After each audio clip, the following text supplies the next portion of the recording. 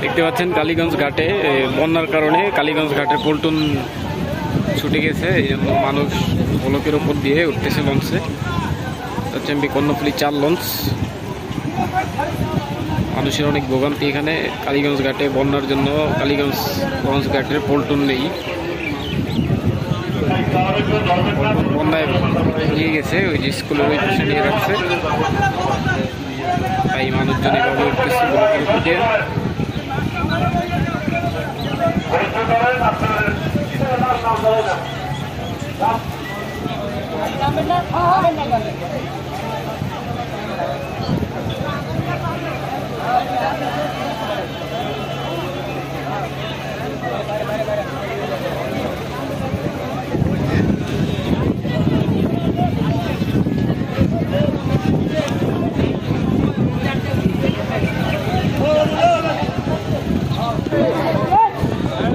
প্রচুর মানুষ জমে আছে কালীগঞ্জ ঘাটে, এটা সবাই দেখা যাবে।